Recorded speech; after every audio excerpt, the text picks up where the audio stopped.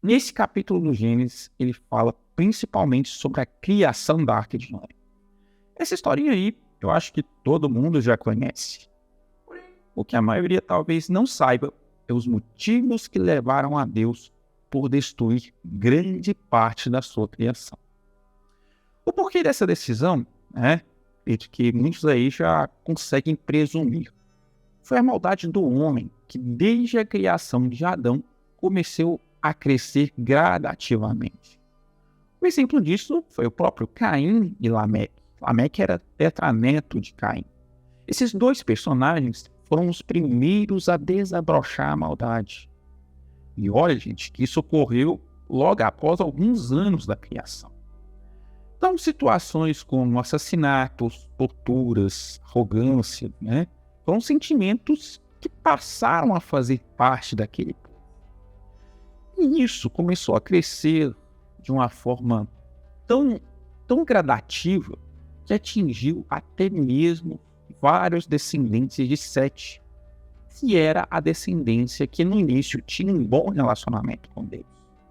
O Sete, ou a descendência de Sete, era aquela descendência que, como a gente falou no capítulo passado, era a descendência sagrada, ela estava ali sempre junto com Deus. Foi aí que Deus começou a criar maneiras de impedir essa maldade. A primeira coisa que ele fez foi colocar, inicialmente, um limite de idade para os seres humanos, diminuindo assim a longevidade. Ele fez isso lá no versículo 3 do Gênesis, do capítulo 6, quando ele diz assim: por causa da perversidade do homem, meu espírito não contenderá com ele para sempre, e ele só viverá 120 anos. Ou seja, o ser humano, a partir daquele momento, ele tinha um fim determinado. Agora, existe um problema nesse versículo aí, e a gente vai teorizar como a gente sempre faz sobre isso. Ele pode ser interpretado de duas formas diferentes. É como se fossem duas correntes, dois pontos doutrinários. A primeira associa esse versículo com a idade máxima que o homem passaria a viver. Ou seja, não excederia 120 anos. Se antes era possível viver 900 anos, um milênio, como viveram ali Adão, Enos, Lameque, isso cairia para 120. A segunda corrente defende que a ideia desse versículo não era impor um limite de idade, mas sim período a partir daquele momento que os seres humanos ainda viveriam. Ou seja, era um presságio que o dilúvio ocorreria em 120 anos. Perceberam a diferença? Não há, pessoal, um consenso teológico de qual interpretação é mais aceita. Isso não há. Na minha visão, faz mais sentido pensar na segunda corrente, pois Deus estava tão descontente com a maldade crescendo, ali no coração dos homens, que já logo determinou uma sentença de quando seria de fato o dilúvio. Continuando, outra situação que contribuiu para que Deus objetivasse o extermínio humano foi o surgimento dos Néfilins. Mas o que é isso, professor? Pessoal, o nascimento dessas criaturas é explicado lá no versículo 2 do Gênesis 6, que a Bíblia diz assim: os filhos de Deus viram que as filhas dos homens eram bonitas e escolheram para si aquelas que lhes agradaram. Foi em virtude desse versículo que os Néfilins nascem. Ou seja, eles advêm da união entre os filhos de Deus e as filhas dos homens. Mas aí você deve estar se perguntando: quem eram esses filhos de Deus? Todo mundo não é filho de Deus? Pois é, esse é um ponto um pouco polêmico da Bíblia e que abre também aí uma seara teológica, uma seara de teorização. A corrente doutrinária mais aceita defende que a expressão filhos de Deus, nesse versículo em particular, remete aos anjos caídos, ou seja, seres celestiais que, cobiçando um poder maior, ou sei lá, cobiçando os prazeres da carne, se entregam ao pecado e, portanto, são expulsos do paraíso. É lógico. E aí então surgem os Néfilins, fruto da relação sexual desses anjos com as mulheres formosas que eram filhas dos homens.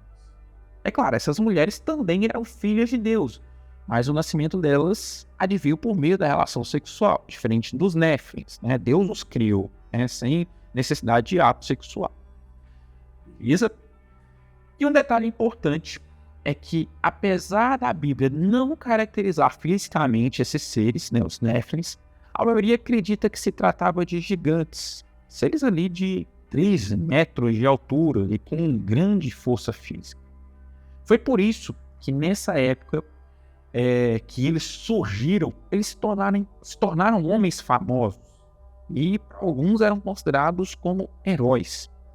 O grande problema era que a maldade na criação dos Néfilins, né, após a criação dos Néfilins, cresceu no coração deles também. Né? A maldade deles era tão grande quanto a sua compleição física. Eles faziam tudo aquilo que, de certa forma, Deus considerava repugnante. Foi então que Deus se arrepende da criação. E com razão, né? Pensa para vocês verem a indignação. Deus, inicialmente, né, com todo o amor do mundo, ele planeja a criação. Ele cria ali um paraíso. Depois ele cria 2 seres semelhantes à sua imagem. E fala assim, né, para cada um deles: comam de qualquer fruto, mas por favor, não comam daquele ali, pois ele será o sinal de amor que eu preciso de vocês. Mas só que, passado poucos dias, o que acontece? Eva vai lá e come do fruto proibido. Como se não bastasse, oferece para Adão. Depois, mais na frente, continuando a história, Caim mata Abel. Lameque, também com toda a sua arrogância, mata 2 pessoas. Aí a descendência de Caim corrompe a descendência de Sete. Não para por aí, não. Como se não bastasse os pecados na terra, começam os pecados no céu. E vários anjos passam a se entregar à vida mundana só para ter relação sexual com as filhas do mundo. Então, gente, o negócio foi virando uma bola de neve, foi um efeito dominó. E a gota d'água foi o surgimento dos Néfilins, seres totalmente corrompidos e altamente cruéis.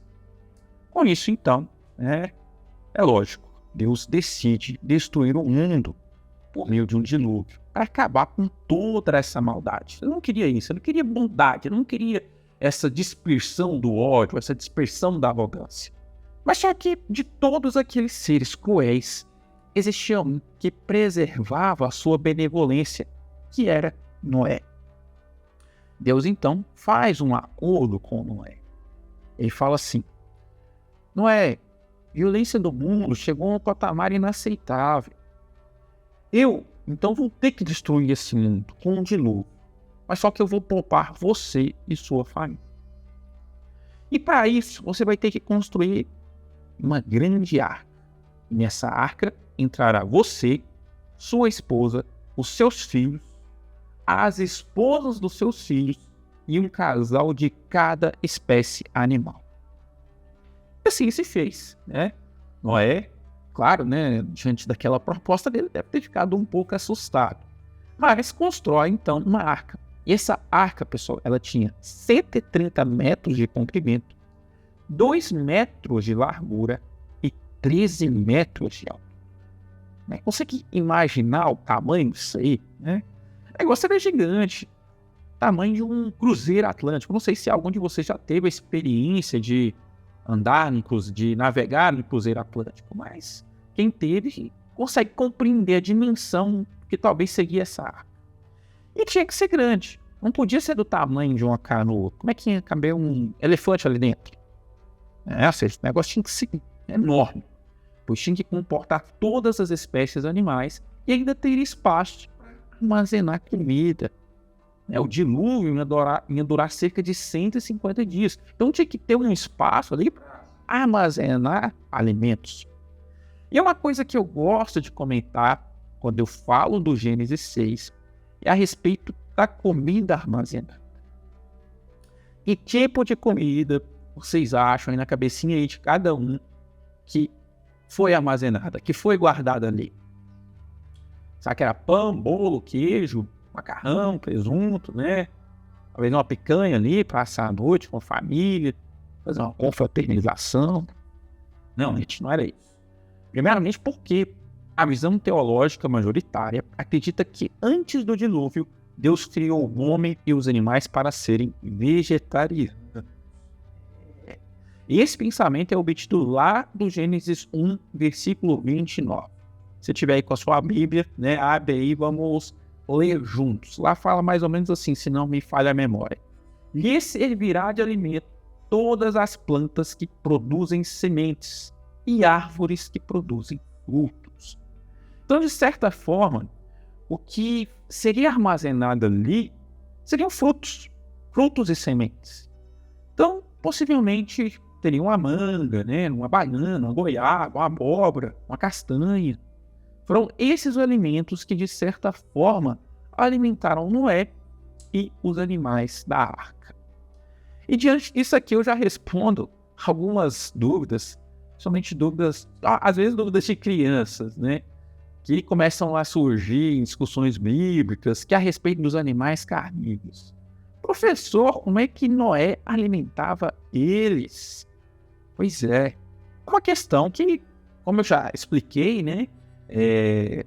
Já falei, os animais, assim como Noé, eles tendiam a ser vegetarianos, né? Claro que a gente poderia discutir horas e horas. Tem pessoas que não concordam com isso, tem teorias que não aceitam essa fundamentação. Mas considerando a teologia, né, a explicação majoritária era que tanto os homens quanto os animais, eles se alimentavam apenas de vegetais, eles não comiam carne. Talvez para a gente pareça até meio difícil, né, pensar num leão comendo um pé de alface, ou chupando uma manga, né? Difícil. Mas o fundamento teológico majoritário tende a ir para essa linha de raciocínio. Então, considerando isso aí, explica a dúvida de por que leões, tigres e onças não devoraram os outros animais da arca. Claro, pessoal, existem, como eu falei, pessoas que discordam. Existem pessoas que falam, não, esses animais já eram carnívoros. Só que eles adotam uma outra teoria. Existe a teoria da hibernação, né, que fala que esses animais já eram carnívoros antes do dilúvio, mas que no momento, né, que eles entraram na arca, eles hibernaram. De certa forma, ficaram ali, então, sem comer durante todo o período, né, durante todo o período diluviano. Essa teoria eu acho mais ridícula, né, eu prefiro a primeira. Só que é o que eu acho, né, você pode achar diferente. Então, pessoal, é isso. Quando nós estudamos a Bíblia, não existe preto no branco. Muitas das coisas são cinzas. E você não tem uma resposta exata para tudo. Mas isso que é bom na Bíblia. A gente está sempre buscando pelo conhecimento, por visões diferentes, novas teorias e tudo mais. Ok? É isso que é o bom, você discutir com o seu colega, com o seu amigo, né, com o seu irmão, sobre todos os fundamentos bíblicos. É isso que faz a Bíblia ser maravilhosa. Tá ok? Então no próximo vídeo falaremos sobre o Gênesis 7, onde iremos nos inteirar um pouco mais sobre o dilúvio em si.